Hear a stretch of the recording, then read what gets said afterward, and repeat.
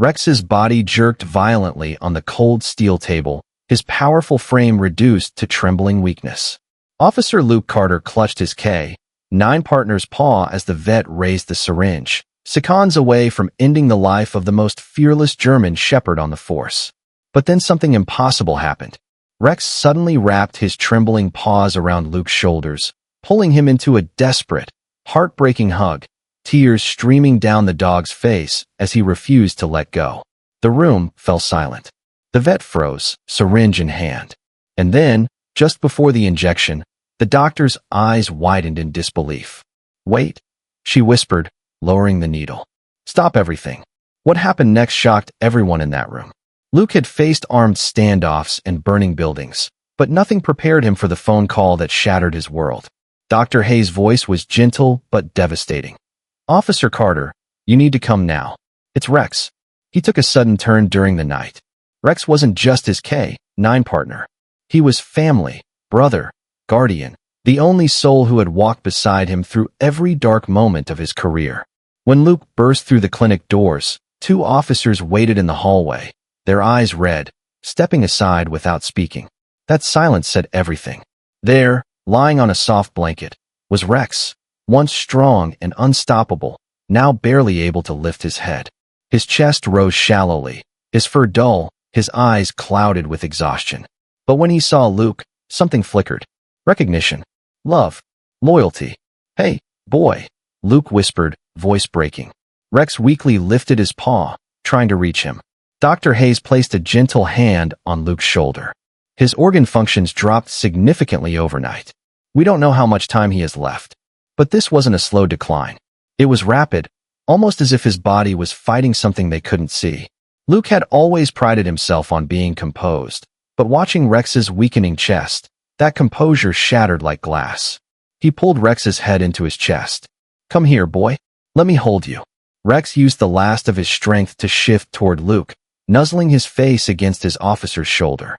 Then slowly, painfully, Rex lifted his front paw and draped it around Luke's arm. The room froze. Rex wasn't just leaning into a hug. He was giving one. "You're my partner," Luke whispered, burying his face in Rex's fur. "My best friend. You saved my life more times than I can count." Rex's breathing hitched, his body trembling, but he pressed himself closer, trying to comfort Luke even though he was the one dying. Luke felt Rex's tears on his arm, hot, heavy drops that slid onto his sleeve. Dr. Hayes stepped forward with the injection tray. "Luke, we need to." But just as she lifted the syringe, Rex's body jerked. Not the slow fading of a dying dog. This was a reaction to something deeper. "Wait," Dr. Hayes whispered, lowering the syringe. "This isn't normal end-stage reaction." Rex's ears twitched. His paw shifted. His breathing changed, not stronger, but different, like his body had suddenly reacted to something inside him. The monitor beeped erratically. Dr. Hayes moved quickly, checking his pulse, his pupils. His vitals shouldn't fluctuate like this. Something isn't consistent with organ failure. A visiting specialist, Dr. Patel, knelt beside Rex. When he pressed along Rex's ribs, the dog yelped, a sharp, sudden cry that made Luke's stomach twist. "That's not systemic organ failure," Patel murmured. "That's focal trauma. Something internal."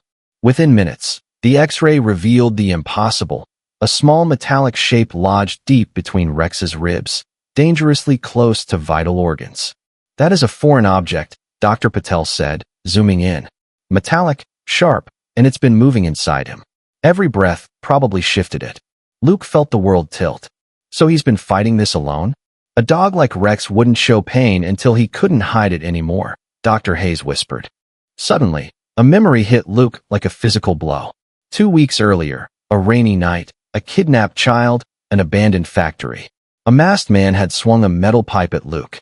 Rex had lunged, intercepting the blow, stumbling slightly before shaking it off. At the time, Luke thought nothing of it. Rex always shook things off.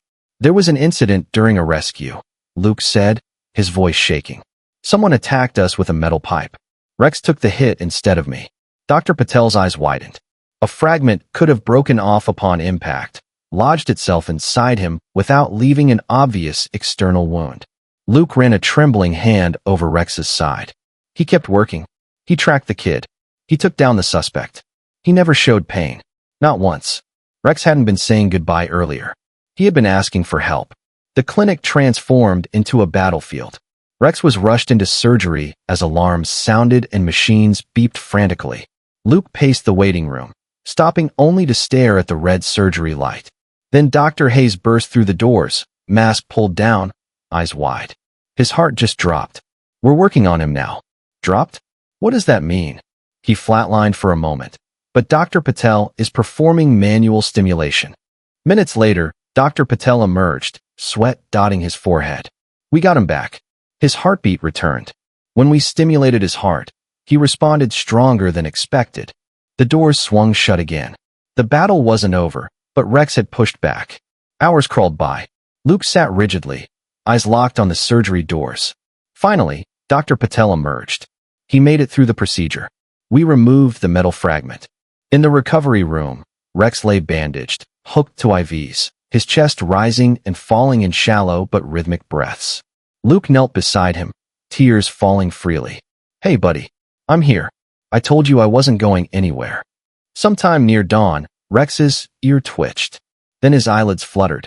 Slowly, painfully, they opened. Just a sliver at first, but enough to break Luke completely. That's it, boy, Luke whispered, tears streaming.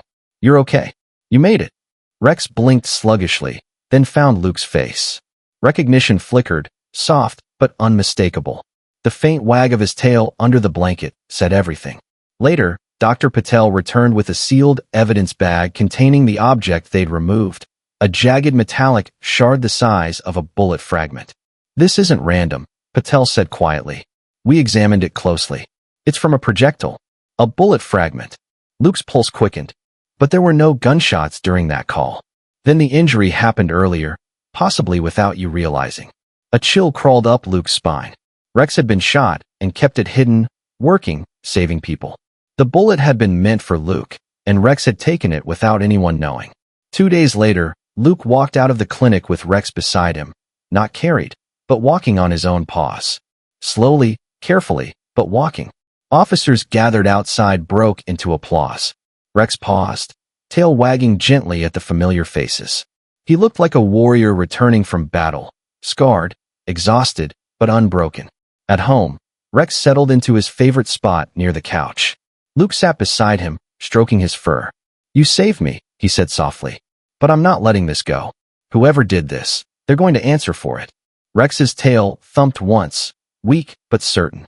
This story reminds us that loyalty isn't just something we talk about, it's something we live. Rex showed us that true devotion means standing by the ones you love, even when no one sees your struggle. Sometimes the ones who protect us are silently fighting battles of their own. It's our responsibility to notice, to care, and to act before it's too late. Every life has value, purpose, and a story worth fighting for.